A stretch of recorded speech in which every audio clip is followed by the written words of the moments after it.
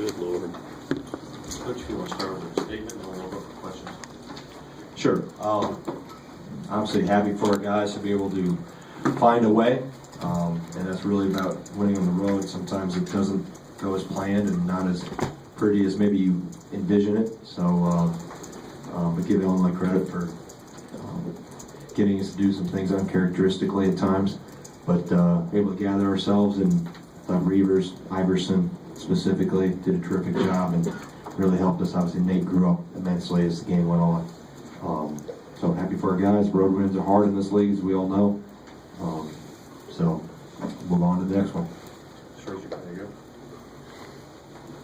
go. Regarding Nate and Iverson, do you think it helped that Nate had to, he was kind of put in his position because of Ethan's foul trouble, that he had to make those plays? And what does it say about Iverson, who hadn't played much in the last two games, and you were asked about him to respond the way he did? Yeah, I mean, I thought he was really locked in and engaged and active right from the start. I mean, Khalil did a great job of keeping us where we needed to be in the first half, even though we were kicking the ball around way too much. He was making some positive plays happen. And then Nate, I thought, as the game went on, kept getting better and better and better. I mean, he just, that's the potential he has. I mean, he's a pretty complete player, and as he gets more confidence and gets stronger as he goes through his career, he did a good job. I mean, he's skilled, he's got a toughness to him.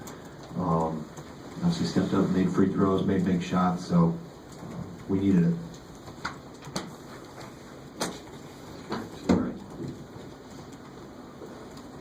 You guys lost your poise at various times during the game, but were you happy that that trend got reversed?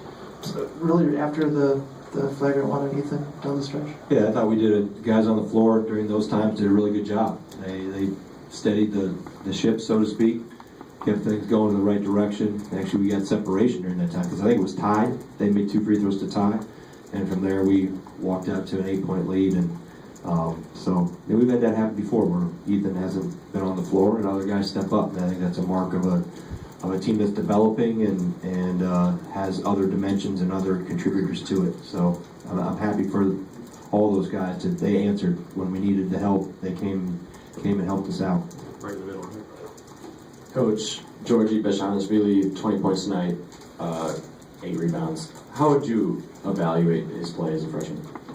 Well, I know he's not your typical freshman because he's 20 years old and got some experience coming from his country, so good player. And I saw that. There was nothing that surprised me tonight because I've watched all their games throughout the year and in preparing for this game. So does a really good job. Right, left hand, likes physical contact. He's active, rebounds. I mean, for a guy that had 48 offensive rebounds and 43 defensive coming in, when you have that ratio, when you have more offensive than defensive, it tells me that you're a terrific rebounder. And so he's got a motor and he plays hard and does some good things. Over here to look. You mentioned that the guys who helped out when Ethan was out. What did Prickle give you tonight?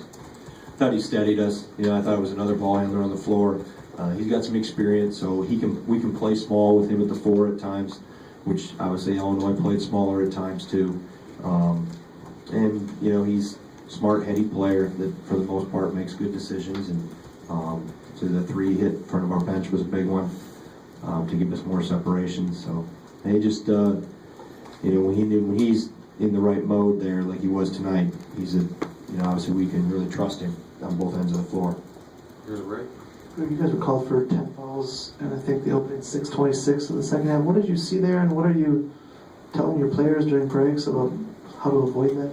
Well, some of it was conversations I had with the officials on some ball screen things. I'll have to look at the tape to really evaluate whether we were too aggressive with our hands, whether it was we changed a little bit at times how we were playing the ball screen to try to negate that, to eliminate that. But I'll have to look at the tape to see really what happened every single time. There were times we extended our hands too much or got too grab happy, but I'll have a better idea once I really slow down and look possession by possession at the video.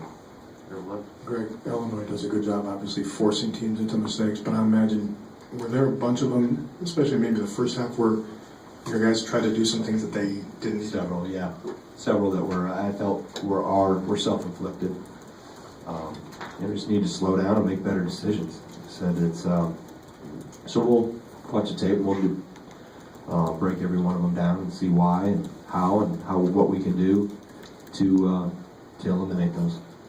But yeah, there were a lot. They obviously get you playing in a sped up mode, and you got to be able to be disciplined enough to take it when it's there, but also I use the analogy with our team in the locker room. If we were fish, we were all in the boat because we all took hook, line, and sinker in the first half.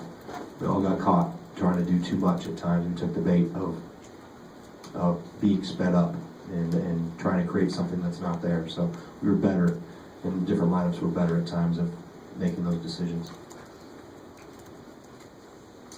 Anything else for Coach? All good? All right, thanks. Thank you. Thanks, Coach.